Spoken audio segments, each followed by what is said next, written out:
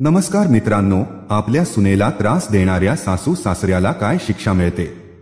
श्री स्वामी समर्थ. ओम नमः शिवाय. ओम नमो नारायणाय. राधे राधे. प्रिय मित्रांनो, स्वामींचे बोल या यूट्यूब चॅनलमध्ये तुम्हा सर्वांचे पुन्हा एकदा हार्दिक स्वागत आहे. मित्रांनो, एकदा माता पार्वतीने भगवान शंकरांना 2 प्रश्न विचारले. पहिला प्रश्न, आपल्या सुनेला त्रास देणाऱ्या सासू सासऱ्याला काय शिक्षा मिळते? प्रश्न दुसरा, कोणती स्त्री सासरच्या घरी पाऊल ठेवतात सासरी गरिबी येते? मग माता पार्वतीचे प्रश्न ऐकून भगवान शिव म्हणतात, पार्वती, तुझे दोन्ही प्रश्न खूप महत्वाचे आहे. कारण लग्नानंतर मुलगी जेव्हा सून बनून सासरच्या घरी जाते, तिला जन्म देणाऱ्या आणि वाढवणाऱ्या आई वडिलांना कायमचे सोडून जाते, तेव्हा त्या मुलीसाठी तिचे सासू आणि सासरे तिचे आईवडील असतात. त्यामुळे प्रत्येक सासू सासरे यांनी आपल्या सुनेवर आपल्या मुलीप्रमाणे प्रेम केले पाहिजे. पण एखादी सासू तिच्या सुनेवर स्वतःच्या मुलीसारखं प्रेम करत असल्याचं क्वचितच पाहायला मिळतं. भगवान शिव म्हणतात, पार्वती, आता मी तुझ्या दोन्ही प्रश्नांची उत्तरे एका छोट्या कथेद्वारे देईन. ही कथा जर पूर्ण ऐकली तर नक्कीच दोन्ही प्रश्नांची उत्तरे तुम्हाला मिळतील. तर मित्रांनो, कथा सुरू करण्यापूर्वी मी तुम्हा सर्वांना विनंती करते की तुम्ही आमच्या कथेत हरवण्याआधी आपल्या स्वामींचे बोल या यूट्यूब चॅनलला सबस्क्राईब करा. चला तर कथेला सुरुवात करूया. भगवान शिव म्हणतात, पार्वती, एक गाव होते. त्या गावात एक वृद्ध स्त्री राहत होती. ती खूप दुष्ट होती. त्या वृद्ध स्त्रीला एक मुलगा आणि एक सून होती. गरीब स्वभावाची सून खूप साधी होती. एका गालावर मारल्यावर ती दुसरा गाल पुढे करणार अशी होती. आणि मुलगाही आईच्या सर्व गोष्टी पाळणारा होता. भगवान शिव म्हणतात, पार्वती, मग काय झाले? म्हातारीच्या मुलाला त्याच्या गावात काम मिळत नव्हते. गरिबी होती, पुरेशी जमीन नव्हती. जेवढी जमीन होती त्या जमिनीवर काम करून त्या वृद्ध महिलेचा मुलगा पुरेसे पैसे कमवू शकला नसता. आणि गावात काम मिळाल्याने तो कामाच्या शोधात दुसऱ्या गावात जायचा. तिथे त्याला चांगली नोकरी मिळाली, पण तिथून त्याला रोज घरी यायला वेळ मिळत नसे.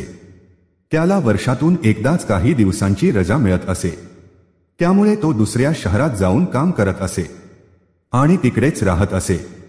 त्याला बायकोची खूप काळजी वाटत होती, म्हणून त्या म्हातारीचा मुलगा जेव्हा घरातून कामासाठी जायचा तेव्हा निघण्यापूर्वी तो नेहमी त्याच्या आईला सांगायचा, आई, माझ्या बायकोची काळजी घे, कारण मी इथे रोज येऊ शकत नाही. मग मुलाचे म्हणणे ऐकून म्हातारी म्हणायची, बेटा, तू अजिबात काळजी करू नकोस. मी तुझ्या बायकोची चांगली काळजी घेईन. तिला कोणताही त्रास होणार नाही. तू कोणतीही चिंता न करता दुसऱ्या गावात कामावर जाऊ शकतोस. तुझ्या बायकोची काळजी करू नकोस, तिला माझ्यावर सोड. भगवान शिव म्हणतात, पार्वती, अशा रीतीने वृद्ध स्त्री आपल्या मुलाला खोटे सांत्वन देऊन आपल्या मुलाला घरातून कामावर पाठवायची आणि या सुनेला खूप त्रास देत असायची. आता अशातच वेळ हळूहळू जात होता. ती सून सासूचे टोमणे ऐकूनही गप्प राहायची. सासूने आपल्या सुनेला कितीही बोललो, कितीही छेडछाड केली, तरी सुनेने सासूला कधीच उलट उत्तर दिले नाही. कारण ती सून खूप संस्कारित होती आणि तिला तिच्या आईप्रमाणेच सासू आवडत होती.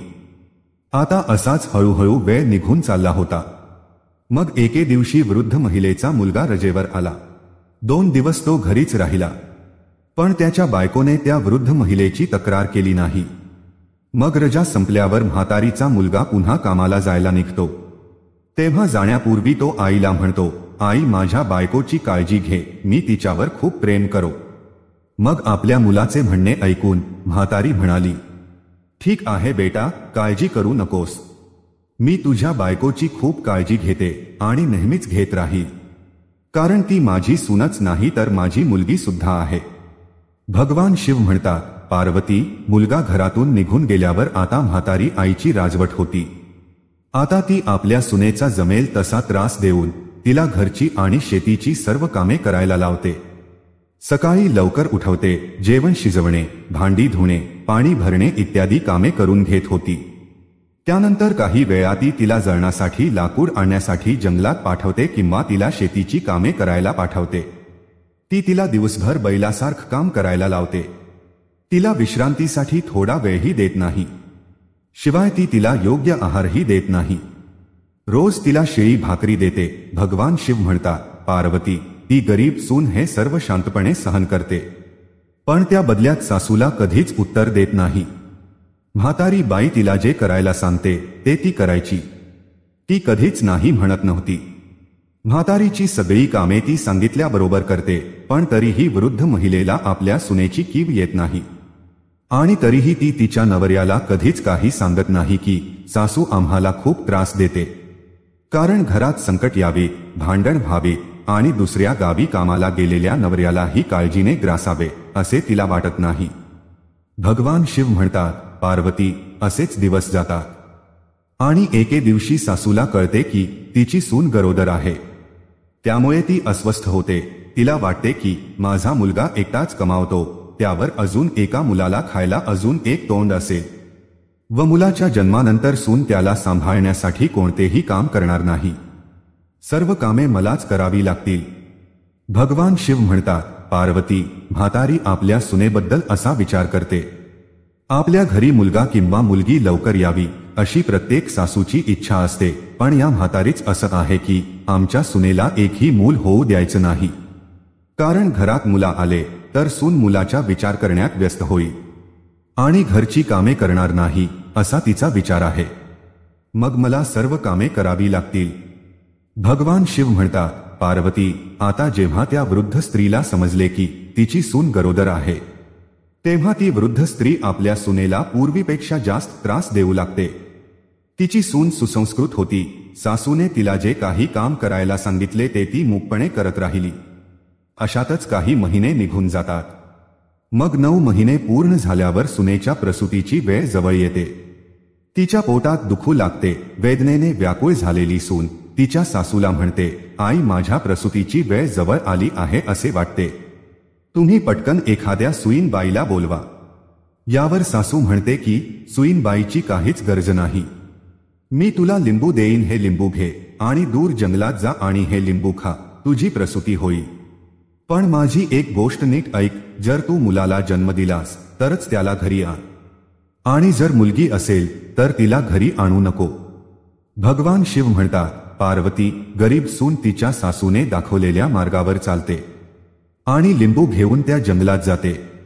जंगलात पोहोचल्यावर ती लिंबू खाते आणि लिंबू खाल्ल्याबरोबर काही क्षणातच तिची प्रसूती होते आणि तिला मुलगी होते. भगवान शिव म्हणतात, पार्वती, सुनेने त्या मुलीचे खूप पापे घेतले. तिला दूध पाजले. लिंबू खाल्ल्याने कन्या जन्माला आल्याने सुनेने मुलीचे नाव निंबावती ठेवले. मग असे केल्यावर सून अशा झाडाचा शोध घेऊ लागली ज्यामध्ये पोके असेल. शोध घेत असताना तिला असं झाड सापडेल. मग तिने आपली मुलगी निंबावतीला त्या कोकणात बसवले आणि त्या झाडावर राहणाऱ्या पक्ष्यांना सांगितले की जर मी माझ्या मुलीला घरी नेले तर माझी सासू माझ्या मुलीला माझ्यासह ठार मारेल. म्हणूनच मी माझी मुलगी निंबावती हिला या जागी तुमच्यावर विश्वास ठेवून जात आहे. अहो पक्षांनो, माझ्या मुलीची काळजी घ्या. भगवान शिव म्हणतात, पार्वती, हे सांगून सून परतली. आता घरी परतताच सासूला समजले की तिला मुलगी झाली आहे. कारण मुलगा असता तर तिने घरी आणला असता. मुलगी असेल तर आणू नको असे तिने आधीच सांगितले होते. भगवान शिव म्हणतात, पार्वती, अशा प्रकारे सून तिच्या सासूला सांगते की आई, मुलगी झाली होती आणि म्हणूनच तिला मी सोबत आणले नाही. मग आपल्या सुनेचे बोलणे ऐकून म्हातारी अचानक आवाज करू लागते आणि ओरडू लागते, माझ्या सुनेने आपल्या मुलीला खाल्ले आहे. माझी सून डायन झाली आहे. भगवान शिव म्हणतात, पार्वती, सुनेचा त्या वृद्ध स्त्रीकडून खूप छळ होत होता, पण सून तिच्या सासूकडे दुर्लक्ष करते आणि मनात आनंदी राहते की देवाच्या कृपेने तिची मुलगी जिवंत आहे. आणि मग सून दररोज जनावरे चारण्याच्या बहाण्याने जंगलात जाते आणि आपल्या मुलीला दूध पाजते. असेच काही दिवस निघून जातात. दुसरीकडे निंबावती त्या झाडाच्या पोकळीत हळूहळू मोठी होते. अशातच 1 वर्ष निघून जाते आणि म्हातारीचा मुलगा रजा घेऊन घरी परततो आणि घरात प्रवेश करतात म्हातारी आपल्या मुलाला म्हणाली, काय सांगू बेटा, तुझी बायको ही माणूस नसून डायन आहे. ही जिवंत माणसांना खाऊन टाकणारी बाई आहे. तुला मुलगी झाली पण तुझ्या बायकोने तुझ्या मुलीला खाल्ले. भगवान शिव म्हणतात, पार्वती, त्या मुलाला आपल्या आईच्या स्वभावाची चांगली जाणीव होती. आईचा नक्कीच काहीतरी कारस्थान आहे हे त्याला समजले आणि मग त्याने आपल्या बायकोला त्या मुलीबद्दल काहीच विचारले नाही. आणि दुसरीकडे सून सुद्धा आपल्या पतीला सासूच्या वागणुकीबद्दल काहीही सांगत नाही. घरात कोणत्याही प्रकारचे भांडण तिला नको होते. भगवान शिव म्हणतात, पार्वती, आता काही दिवस घरी राहिल्यानंतर म्हातारीचा मुलगा कामासाठी दुसऱ्या गावी जातो आणि इकडे सून पुन्हा गरोदर राहते. आणि जेव्हा म्हातारीला ही गोष्ट समजते तेव्हा ती आणखी चिडते आणि तिच्या सुनेसोबत पूर्वीपेक्षाही कठोरपणे वागू लागते. भगवान शिव म्हणतात, पार्वती, दुसऱ्यांदा जेव्हा 9 महिने पूर्ण होतात आणि सुनेला प्रसूतीचा त्रास सुरू होतो तेव्हा तिने सासूबाईला पूर्वीप्रमाणे सोयीला बोलावण्यास सांगितले. पण यावेळी म्हातारी बाई सोयणीला बोलवता मुठभर जिरे आणते आणि आपल्या सुनेला देते आणि म्हणते, हे जिरे घे आणि त्या रानात जा आणि हे जिरे खा, तुझी प्रसूती होईल. पण एक गोष्ट लक्षात ठेव, जर तुला मुलगा असेल तरच तो घरी आण आणि मुलगी असेल तर तिथेच फेकून दे. भगवान शिव म्हणतात, पार्वती, तिच्या सासूच्या सांगण्यावरून सून एका निर्जन जंगलात जाते आणि तिथे गेल्यावर जिरे खाते. त्यामुळे काही वेळातच तिची प्रसूती होते आणि ती एका सुंदर मुलीला जन्म देते. मुलगी जन्माला येताच सून तिच्या मुलीचे खूप पापे घेते आणि तिला दूध पाजते. त्या मुलीचा जन्म जिरे खाऊन झाला म्हणून तिने आपल्या मुलीचे नाव जिरावती ठेवले आणि मग ती त्या झाडाच्या पोकळीत जाते जिथे तिने पहिली मुलगी ठेवली होती आणि ती तिची दुसरी मुलगी देखील तिथेच ठेवते आणि पक्ष्यांना तिची काळजी घेण्यास सांगून घरी परतते.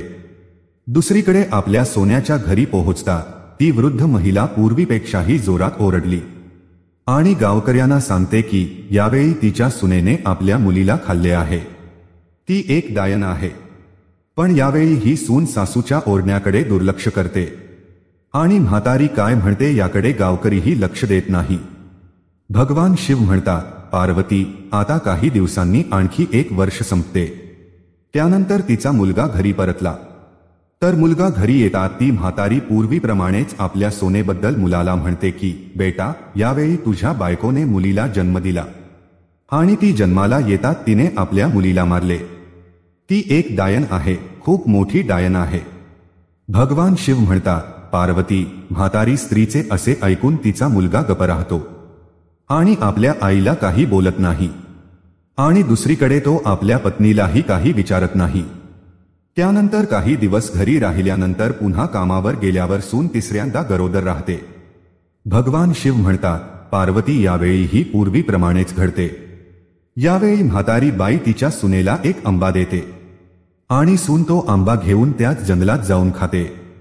आंबा खाल्ल्याबरोबर तिला मुलगी होते आणि तिला दूध पाजल्यानंतर तिचे नाव आंबवंती ठेवते आणि नंतर तिला त्याच झाडाच्या पोकळी ठेवते आणि पक्ष्यांना तिची काळजी घेण्यास सांगून ती आपल्या घरी परतते.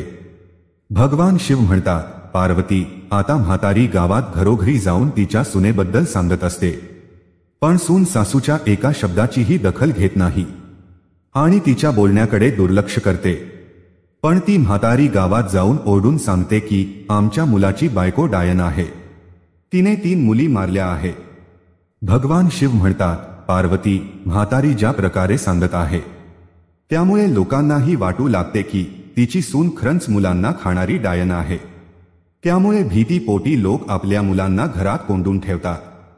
आता हळूहळू ही बातमी सगळीकडे पसरली आणि म्हातारीचा मुलगा ज्या गावात काम करत होता तिथेही ती बातमी ऐकायला मिळाली. ते ऐकून म्हातारीचा मुलगा खूप अस्वस्थ होतो आणि लगेच मालकाची परवानगी घेऊन गावी परततो. दुसरीकडे म्हातारीचा मुलगा गावात येतच असतो आणि त्या राज्याच्या राजाच्या कानावर बातमी पोहोचते की वृद्ध महिलेची सून एक डायन आहे. मग राजा एक शिपाई पाठवतो आणि त्या वृद्ध महिलेला दरबारात बोलावून प्रकरणाची चौकशी करतो. तेव्हा ती म्हातारी मिरची मसाला लावून राजाला सांगते, महाराज, माझी सून मोठी डायन आहे. तुम्हाला काय सांगू, ती एक डायन आहे जी मुलांना खाऊन टाकते. तिने माझ्या 3 नातवंडांना जिवंत खाऊन टाकले आहे. मग म्हातारी बाई जे बोलली ते ऐकून राजाला राग आला आणि त्याने शिपायांना हुकूम दिला की चौकात एक सोळी उभी करा आणि म्हातारीची सून जिथे असेल तिथून तिला आणून ताबडतोब सुळावर चढवा. भगवान शिव म्हणतात, पार्वती, अशा प्रकारे राजाचे सैनिक त्वरित आदेशाचे पालन करतात. ते ताबडतोब एक सोळी बनवतात आणि वृद्ध महिलेच्या सुनेला आणतात. तेव्हा राजा सुनेला विचारतो, तुझी सासू खरे बोलते आहे का? तू तुझ्या 3 मुली जीवन खाल्ल्या आहेत का? पण राजाचे म्हणणे ऐकून सून शांतपणे उभी राहते. मग सुनेला शांतपणे पाहिल्यानंतर राजाला खात्री पटते की म्हातारीने सांगितल्याप्रमाणे या सुनेने आपल्या मुलींना खरोखरच खाल्ले आहे आणि ती एक डायन आहे. आणि मग राजा ताबडतोब आपल्या सैनिकांना त्या सुनेला सुळीवर चढवण्याचा आदेश देतो. सर्व लोक चौकात जमतात. राजा, प्रधान आणि इतर लोकही तिथे जमतात. भगवान शिव म्हणतात, पार्वती, येथे सुनेला सुळावर चढवण्याची तयारी सुरू आहे. तर दुसरीकडे तिचा नवराही घरी पोहोचतो आणि तो घरी जातो आणि पाहतो की आई आणि पत्नी घरी नाही. घराला कुलूप आहे. मग तो शेजाऱ्याकडून चौकशी करतो. तर शेजारी सांगतात की तुझ्या आईला आणि सुनेला राजाने दरबारात बोलावले आहे. तेव्हा म्हातारीचा मुलगा घाबरतो आणि राजाच्या दरबारात धावतो. तेथे जाऊन त्याला कळते की त्याच्या पत्नीला सुळीवर चढवण्यासाठी नेण्यात आले आहे. मग त्या वृद्ध महिलेचा मुलगा वेगाने धावत त्या चौकात पोहोचतो. मग चौकात पोहोचतात त्याने पाहिले की राजा आणि सर्व प्रजा चौकात जमले आहे आणि काही क्षणातच त्याच्या पत्नीला सुळावर चढवले जाणार आहे. तेव्हा म्हातारीचा मुलगा ताबडतोब राजासमोर उभा राहतो आणि हात जोडून विनवणी करतो, महाराज, कृपया दया करा आणि काही काळ माझ्या पत्नीला सुळीवर चढवणे थांबवा. मला एकदा माझ्या आईला आणि बायकोला खरं काय ते विचारू द्या. जर माझी पत्नी गुन्हेगार असेल तर मी स्वतः तुम्हाला सांगेन की तुम्ही तिला सुळावर चढवा. भगवान शिव म्हणतात, पार्वती, अशा प्रकारे राजाला थोडी दया येते आणि राजा काही काळ आपल्या सैनिकांना थांबण्यास सांगतो. भगवान शिव म्हणतात, पार्वती, मग त्या वृद्ध स्त्रीचा मुलगा त्याच्या आईला विचारतो, आई, देवासाठी खरे सांग. तर वृद्ध स्त्री तिच्या मुलाशी खोट बोलते आणि त्याला म्हणते, हो, तुझी बायको डायन आहे. तुझ्या बायकोने तुझ्या 3 मुलींना खाल्ले आहे. भगवान शिव म्हणतात, पार्वती, पण त्या वृद्ध स्त्रीचा मुलगा आईवर विश्वास ठेवत नाही.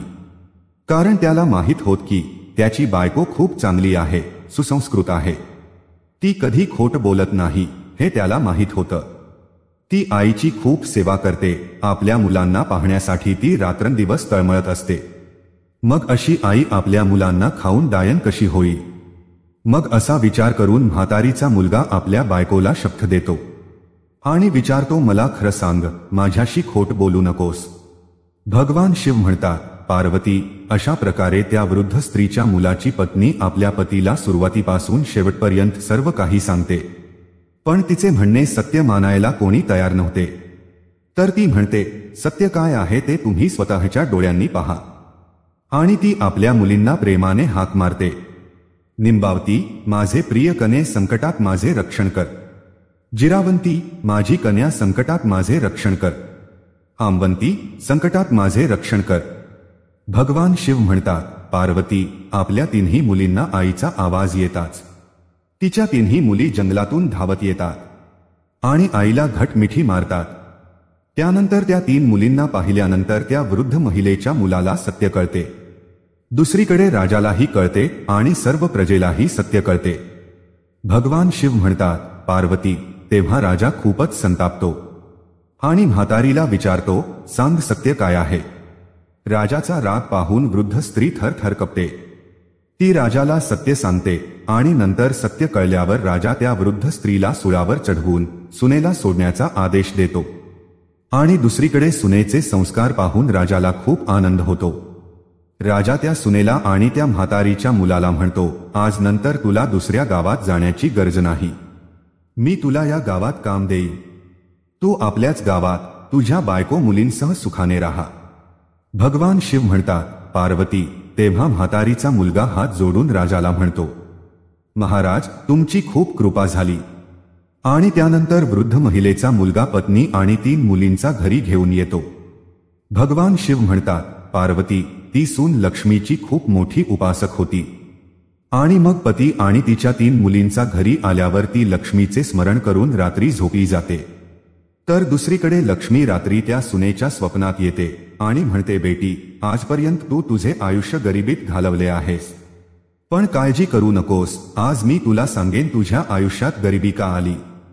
सासरच्या घरी येण्यापूर्वी हे घर समृद्ध होतं, पण या घरात तू प्रवेश करताच या घरात गरिबी आली.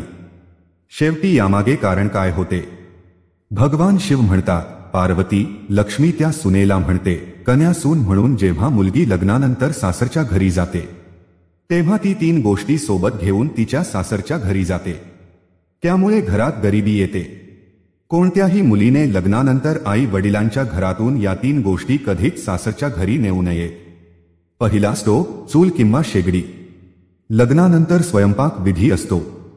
त्या विधीमध्ये मुलगी तिच्या माहेरच्यांनी दिलेला स्टोव वापरते. पण नेहमी लक्षात ठेवा, जर कोणतीही नवविवाहित वधू तिच्या माहेरच्या घरातून स्टोव किंवा चूल घेऊन सासरच्या घरी आली तर त्यामुळे त्याचा थेट परिणाम तिच्या घरावर होतो. यामुळे सौभाग्य देवता कोपते आणि घरात दारिद्र्य येते. भगवान शिव म्हणतात, पार्वती, आता लक्ष्मी दुसरी गोष्ट सांगते. कन्या दुसरी गोष्ट म्हणजे मिठाचे कार्य, म्हणजे गोष्टी खारट करणे. लग्नानंतर मुली जेव्हा सासरच्या घरी येतात तेव्हा त्यांचा धर्म काय असावा? नवीन घरात प्रवेश करताना सर्वांना सोबत घेऊन वागणे, सर्वांशी प्रेमाने बोलणे आणि सर्व नात्यांमध्ये गोडवा घालणे. अशावेळी नवविवाहित वधूने आईच्या घरातून मीठ घेऊन सासरच्या घरी प्रवेश केला तर नाते बिघडते आणि तिच्याशी संबंधित प्रत्येक नात्यात खारटपणा येतो. नेहमी लक्षात ठेवा की नवविवाहित वधूने तिच्या आई वडिलांच्या घरातून मीठ सासरच्या घरी नेले तर तिचा आदर तिच्या आई वडिलांमध्ये आयुष्यभर राहतो, पण तिचे सासरचे नाते कधीच नीट राहत नाही आणि ते नातं कधीच गोड होत नाही. त्यामुळे कोणत्याही कन्याने निरोपाच्या वेळी मीठ आणू नये. भगवान शिव म्हणतात, पार्वती, आता लक्ष्मी त्या सुनेला तिसरी गोष्ट सांगते. लक्ष्मी म्हणते, कन्या तिसरी गोष्ट म्हणजे लोणचे. अनेकदा लग्नानंतर मुलींना निरोप देताना पालक मुलीच्या आवडीचे लोणचे तयार करून तिला देतात. पण नेहमी लक्षात ठेवा की लोणचे हे खायला आंबट असते. त्याचप्रमाणे ते पत्नीच्या नात्यातही आंबटपणा निर्माण करते. यामुळे कुटुंबात आंबटपणा निर्माण होतो. कधी कधी हा आंबटपणा इतका खोल जातो की पती पत्नीपैकी एकाचा मृत्यू देखील होतो. त्यामुळे लग्नानंतर निघताना हे लक्षात ठेवले पाहिजे की लोणच्यासारखा कोणताही पदार्थ आपल्या माहेरून कधीही आणू नये. आणि मुली, तुझं लग्न झाल्यावर तुझ्या आईवडिलांनी तुला या 3ही गोष्टी दिल्या, त्यामुळे तुझ्या घरात अशांतता पसरली होती आणि तुझ्या घरात गरिबी आली. दैवत तुझ्यावर कोपले होते, पण तुझे संस्कार खूप चांगले होते. तू सासूबाईंना कधी उलट उत्तर दिले नाहीस. तुझ्या सासूने तुला रोज त्रास दिला, परंतु तू ते सर्व सहन केले. आणि तुझ्या या चांगल्या स्वभावामुळे आणि तुझ्या संस्कारामुळे मी तुला आशीर्वाद देते की आजपासून तुझ्या घरात कधीही गरिबी येणार नाही आणि तुमचे दोघांचेही जीवन पूर्णपणे सुखकर होईल. भगवान शिव म्हणतात, पार्वती, लक्ष्मी एवढं बोलल्यावर अदृश्य होते. दुसरीकडे सुनेचे डोळे उघडतात आणि ती सकाळची वाट पाहू लागते. आता ती सून रात्रभर झोपू शकली नाही. आता सकाळ होताच राजाचे शिपाई म्हातारीच्या मुलाला बोलवण्यासाठी येतात आणि म्हणतात, राजाने तुला बोलावले आहे. मग त्या वृद्ध स्त्रीचा मुलगा राजाच्या दरबारात पोहोचता. लक्ष्मीने आशीर्वाद दिल्याने राजाने आपल्या वचनाप्रमाणे त्या वृद्ध स्त्रीच्या मुलाला आपल्या राज्यात चांगली नोकरी दिली आणि मग त्या वृद्ध महिलेचा मुलगा राजाच्या दरबारात काम करतो. पत्नी आणि 3 मुली सोबत आनंदी आणि शांत जीवन जगतो. भगवान शिव म्हणतात, पार्वती, आता तू तुझ्या पहिल्या प्रश्नाचे उत्तर ऐक. तुझा पहिला प्रश्न होता की सुनेला त्रास देणाऱ्या सासूला कोणती शिक्षा दिली जाते. सुनेला त्रास देणाऱ्या सासूला तिच्या कर्माच्या आधारे सुळीवर चढवले जाते. ज्याप्रमाणे त्या म्हातारीला सुळावर चढवले गेले तेव्हा ती म्हणते, मला सोडा, आता मी माझ्या सुनेला कधीही त्रास देणार नाही. पण तिची सुटका होत नाही. तिला शिक्षा भोगावे लागते. भगवान शिव म्हणतात, पार्वती, आता तुझा दुसरा प्रश्न होता, कोणती स्त्री सासरच्या घरी पाऊल ठेवतात दरिद्री येते. तर समजून घ्या की लग्नानंतर कोणत्याही नवविवाहित वधूने सासरच्या घरी जाताना आई वडिलांच्या घरून 3 गोष्टी कधीही आणू नयेत. नंबर 1 स्टोव, नंबर 2 मीठ, नंबर 3 लोणचं. या 3 गोष्टी कोणत्याही नववधूने आपल्या आईवडिलांच्या घरातून सासरच्या घरी आणल्या तर भाग्यदेवता कोपते आणि तिच्या आयुष्यात दारिद्र्य येते. तर मित्रांनो, ही गोष्ट तुमच्या कुटुंबातील प्रत्येकाला सांगा. मला पूर्ण विश्वास आहे की ही कथा ऐकल्यानंतर सासू-सुनेमध्ये भांडण होणार नाही आणि घरात कधीही गरिबी येणार नाही. सौभाग्य देवता कधीही कोपू शकत नाही. प्रिय दर्शकांनो, जर तुम्हाला कथा आवडली असेल तर कृपया आमच्या चॅनलला सबस्क्राईब करा आणि भगवान शिव आणि पार्वतीसाठी लाईक करायला विसरू नका. श्री स्वामी समर्थ. जय श्री कृष्ण. जय श्रीराम. जय श्री हनुमान.